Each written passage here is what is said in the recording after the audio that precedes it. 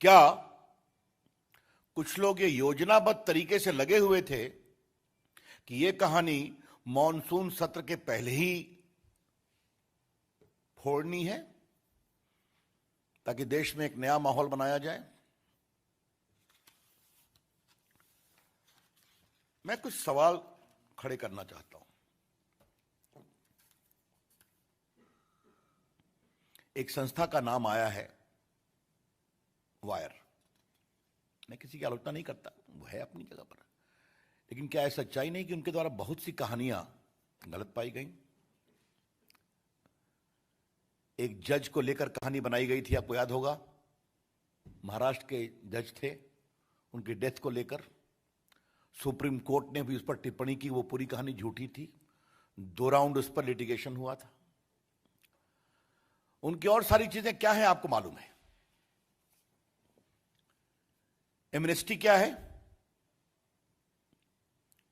Amnesty का कई मामलों में भारत विरोधी एजेंडा रहा है या नहीं रहा है?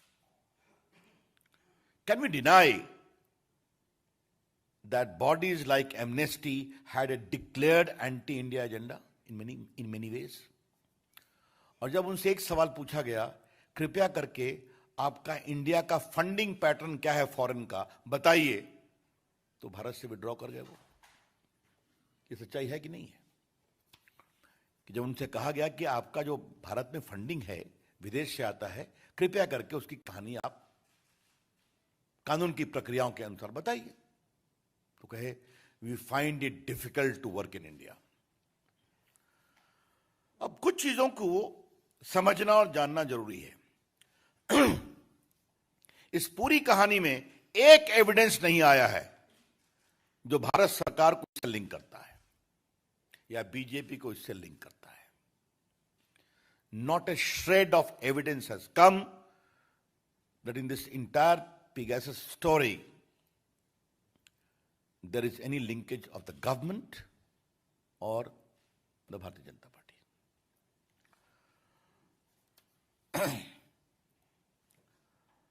ये सवाल इसलिए जरूरी है कि ये दुनिया डिजिटल दुनिया है, तो दुनिया में बहुत सारे डाटाबेस हैं, लाखों में है, हजारों में है।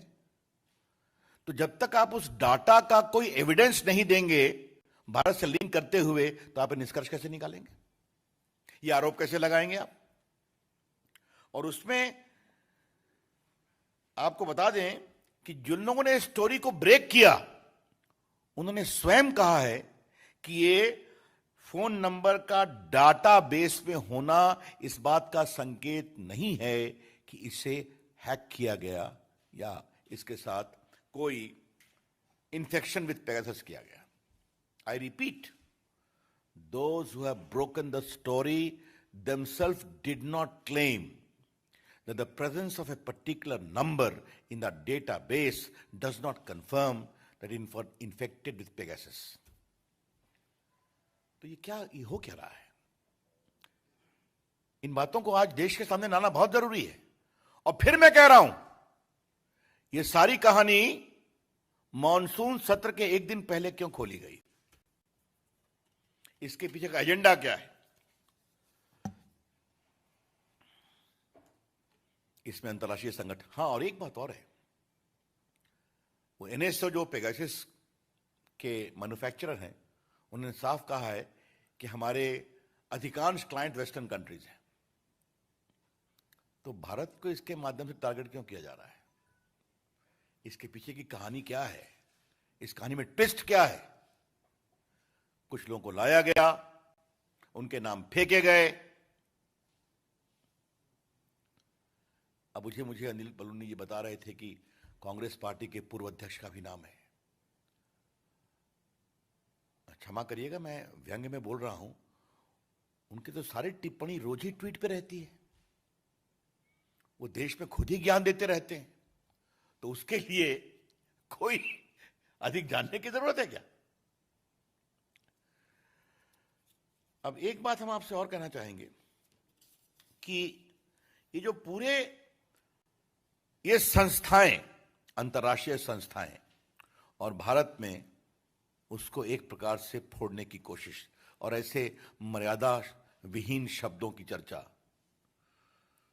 तो क्या भारत की राजनीति में कुछ लोग सुपारी एजेंट हैं क्या? मैं इस शब्द का प्रयोग कुछ जिम्मेदारी से कर रहा हूं। कुछ दल,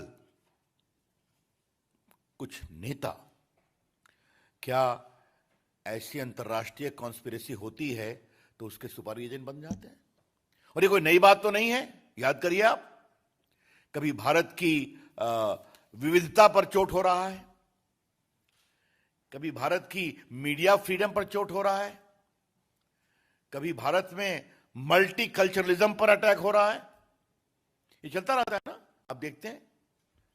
और इन सबों का कारण एकमात्र यही है, एकमात्र, कि हमारे प्रधानमंत्री नरेंद्र मोदी जी की अगुवाई में जो भारत ने दुनिया में अपनी एक साख बनाई है, उससे लोग परेशान हैं। तो इस विकास की यात्रा को रोको और इस आत्मनिर्भर, आत्मविश्वास भारत की यात्रा को रोको। Try to block the story of India's development, which is Atmanirbhar and which is full of confidence. यह है समस्या। अब यह बताइए कि क्या यह भारत के खिलाफ कुछ रिवेंज है क्या? जिस तरह से भारत ने कोविड में काम किया, जिस तरह से भारत में आज वैक्सीनेशन चल रहा है, लगभग क्या 40 करोड़ हो गए ना? 40 करोड़ दुनिया की बहुत सारी आबादियों से अधिक है। उसमें अधिकांश मेड इन इंडिया वैक्सीन है। आज भारत में कॉन्संट्रेटर बन रहे हैं, पीपीटी किट बन रहे हैं, वेंटिलेटर बन रहे हैं। भारत ने दुनिया में एक नया पैमाना स्थापित किया है। 75% देश के पॉपुलेशन को फ्री वैक्सीन दी जा रही है। तो क्या इससे कुछ लोगों को परेशानी है क्या कि भारत ये सब कैसे कर पा रहा है? चाहे वो डिजिटल इंडिया का क्षेत्र हो, आईटी का क्षेत्र हो, भारत की सेनाओं की बहादुरी का क्षेत्र हो, इससे परेशानी हो रही है क्या? या कुछ लोगों को इससे भी परेशानी हो रही है कि भारत टेक्नोलॉजी में आज सबसे अधिक विदेशी पूंजी निवेश प्राप्त कर रहा है।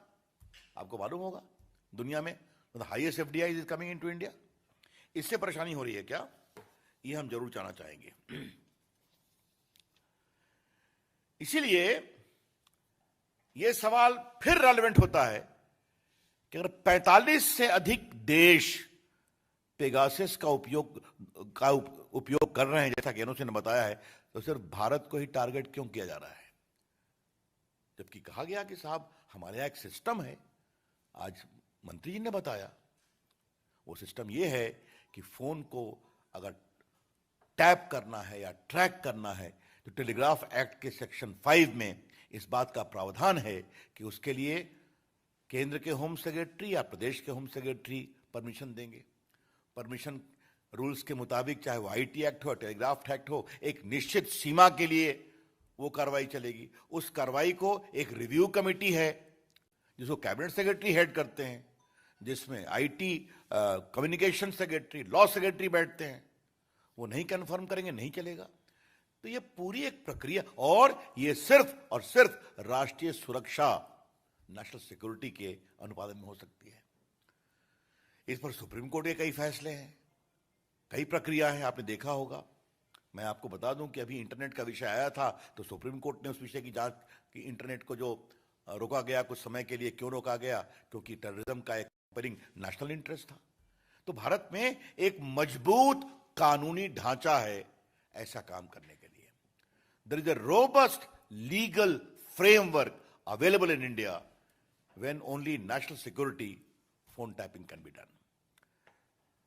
और सबसे बड़ी बात है कि जो लोग अपना नाम बता रहे हैं या कुछ लोग कह रहे हैं, वो भी इसको विश्वास से सबूत नहीं दे पा रहे, क्योंकि जहां से कहानी आई है उन्होंने खुद कहा है हमारे पास कोई एविडेंस नहीं है इसको लिंक करने का, सिर्फ नाम है डाटाबेस में। तो डाटाबेस तो 50,000 का है। मित्रों, इसमें कुछ केसेस भी हुए थे। 19 में भी एक लोकसभा के चुनाव के पहले कहानी उठी थी। उस समय भी उस समय भी पेगासस की बात आई थी। यहां कई वरिष्ठ पत्रकार बैठे हैं, उनको याद होगा। लेकिन सुप्रीम कोर्ट में केस हुआ था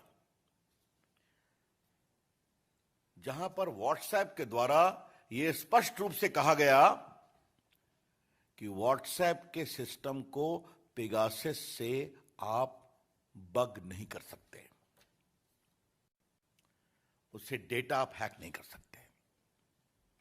WhatsApp very specifically contended before the Supreme Court that its data cannot be hacked by the Pegasus of the Israeli system, company system. अब सामान्यतः हम वकीलों की चर्चा नहीं करते हैं कौन किसका वकील बनता है, लेकिन यहां पर ये वकील का नाम ना जरूरी है। व्हाट्सएप के वकील थे श्रीमान कपिल सिब्बल। उन्होंने प्रोफेशनल कैपेसिटी में कहा, तो ये सारे हमने आपको एविडेंस दे दिए कि जिस तरह से ये जानबूझकर मॉनसून सत्र के समय सदन को डिसरप्ट करने और देश में बेबुनियाद एजेंडा खड़ा करने की कोशिश है। और इसका एक कारण है, इसका कारण है कि कांग्रेस पार्टी सिमट रही है, कांग्रेस पार्टी हार रही है। पंजाब में क्या ड्रामा चल रहा है कांग्रेस पार्टी में, रोज आपको टीवी को दिखा रहे हैं। अब तो राजस्थान में भी कांग्रेस के नेता ही आरोप लगा रहे हैं अपने मुख्यमंत्री पर कि हमारा फोन टैप हो रहा है, ये भी आप देख रहे हैं। वहां उनके झगड़े सुलझ नहीं रहे हैं, वहां उनकी स्थिति और परेशानी में हो रही है।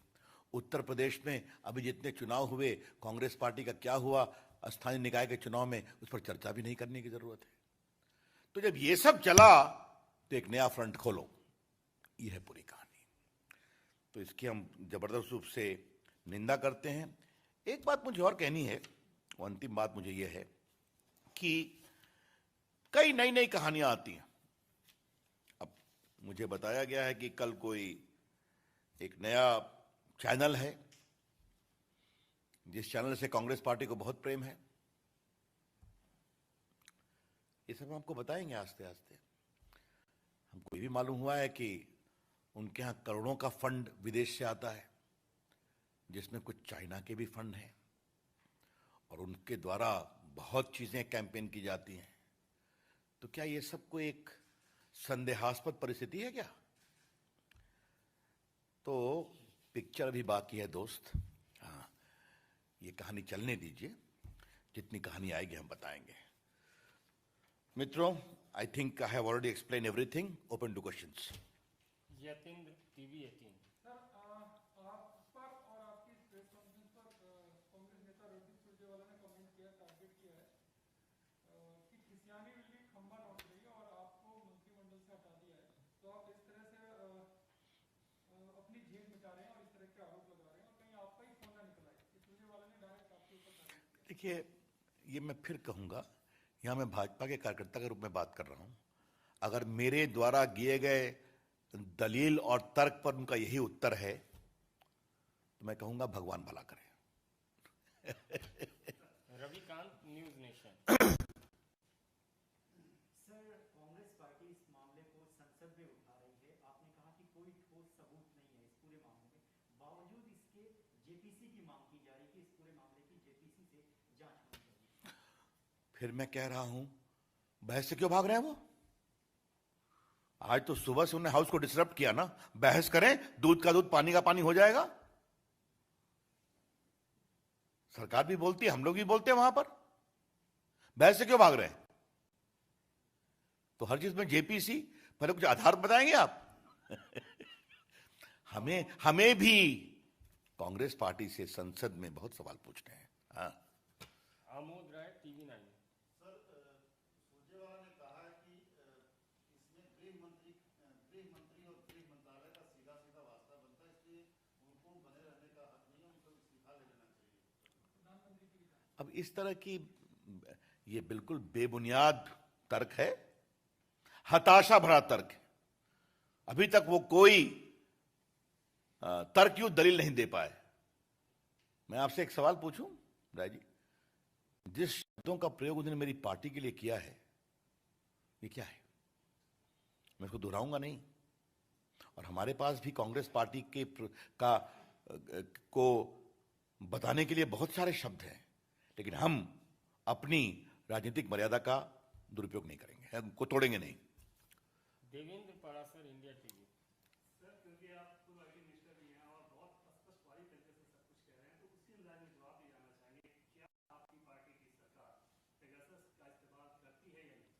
देखिए, मैं आपसे बिल्कुल कहता हूं, स्पष्ट रूप से कह रहा हूं, आज सदन में स्वयं मंत्री जी ने कह दिया है, इफेक्टिवली कहा है, ये इस यूज के बारे में कहा है। नहीं नहीं नहीं, हमने ये कभी नहीं कहा कि हम करते हैं इसको, बिल्कुल नहीं। ये क्या मतलब है इसका? जब हमारा पूरा एक सिस्टम है, इस फोन के टैपिंग का लीगल फ्रेमवर्क है, तो हम उसका कोई उल्लंघन नहीं करते, इसका कोई मतलब नहीं है। हाँ। निशांत।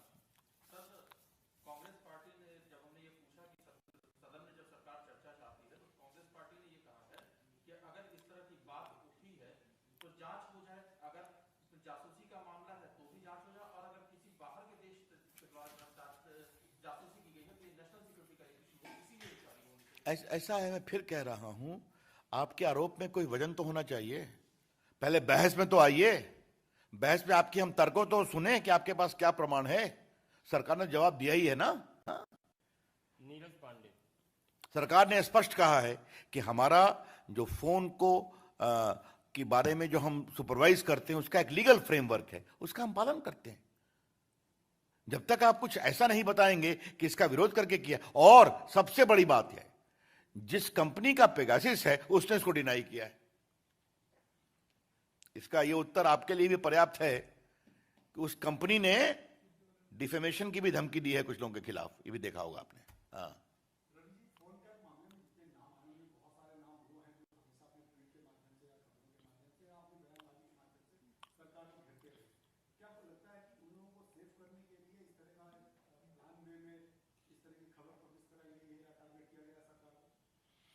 देखिए, मेरा सिर्फ कहना है कि ट्वीटिंग से कोई हमारी सरकार को घेर नहीं सकता। हर व्यक्ति अपना फेसबुक लिखे, ट्वीट करे, अपनी बात कहे, हमें क्या फर्क पड़ता है। आलोचना का अधिकार भी है, लेकिन आपको आपकी राजनीतिक साख कितनी है तो देश जनता तय करेगी ना चुनाव में ना। हाँ, इसलिए उसका कोई मतलब नहीं है। मोटी बात यह है कि एक बहुत गंभीर संशय भरा सवाल उठ रहा है कि ये सारे सवाल तभी क्यों उठते हैं जब देश में कुछ महत्वपूर्ण घटना होती है। और आज मैं आपको लिंक करता हूं, सुनिए आप, और इसको मैं बहुत गंभीरता से कह रहा हूं। अमेरिका के राष्ट्रपति प्रेसिडेंट ट्रंप आ रहे थे तो राइट को भड़काया गया, आपने देखा होगा, सीए को लेकर। 2019 का चुनाव हो रहा था तो पेगासस की कहानी चलाई गई। आज लोकसभा का सत्र शुरू होने वाला है तो एक दिन पहले इसको फोड़ा गया। और जब कांग्रेस पार्टी की हालत बहुत खराब है, क्या पंजाब, क्या राजस्थान, क्या यूपी के निकायों के चुनाव का रिजल्ट, तब फिर ये छोड़ा गया, निकाला गया। तो इसके पहले इसके कारण कुछ ना कुछ, और उसमें कई पत्रकारों का जो नाम की चर्चा होती है, उनके पूर्व के संबंध किससे क्या हैं, ये भी मालूम है। Himanshu, Republic TV. सर, दो सवाल है। छोटा सवाल ये है, रणदीप सुरजेवाला ने ये भी आरोप लगाया कि एनएसओ को लेकर आपने बोला था कि नोटिस जारी करेंगे, लेकिन आज जो मंत्री जी ने बोला, उन्होंने कहा कि इस तरीके का नोटिस जारी नहीं करेंगे। तो वो कह रहे हैं कि झूठ कौन बोल रहा, आप बोल रहे हैं या बोल रहे हैं? अब ये सब मैं यहाँ सुरजेवाला का उत्तर देने के लिए नहीं बैठा हूं। सर, कि इतनी बड़ी चीज हुई है, सुरजेवाला हर बात सही बोलते हैं, क्या बोलते हैं, क्या मतलब है इसका? चलिए। हाँ, आपने बोला कि बीजेपी के ऊपर इतना आरोप लगा, तमाम सरकार के ऊपर आरोप लगा, तो क्या आपकी तरफ से, सरकार की तरफ से या बीजेपी की तरफ से कोई एफआईआर दर्ज की जाएगी, कोई कानूनी कार्रवाई की जाएगी इस तरीके की? अब ये देखना पड़ेगा, ये आगे देखना पड़ेगा। लेकिन ये तो अजीब स्थिति है ना कि जो कंपनी है वो इसको डिनाई कर रही है। उस कंपनी का कहना है कि मेरे अधिकांश प्रोडक्ट जो हैं वो वेस्टर्न कंट्रीज में यूज होते हैं, टारगेट भारत को किया जा रहा है। ये कई संदेहास्पद परिस्थितियों की कड़ी में जोड़ रहा हूं। और कोई रविंद्र सिंह, जी न्यूज। सर, तीन दिन ये रिपोर्ट कल आई है, पब्लिश हुई, चालू जो आ रहा है, लेकिन 3 दिन पहले राहुल गांधी ने एक ट्वीट किया था कि आप अपने मोबाइल में क्या देखते हैं, क्या पढ़ते हैं। तो आपको लगता है कि राहुल गांधी को जो चीज पब्लिश होने वाला है,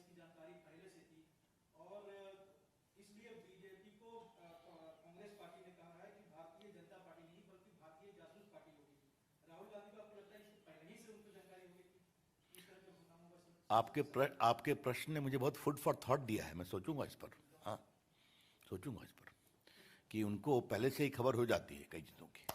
अगर ये सही है तब तो हमारा षड्यंत्र का सारा, हमारी कहानी पुख्ता हो जाती है। हाँ? धन्यवाद, बहुत बहुत धन्यवाद। अब इसका बना करके भेजा दीजिए।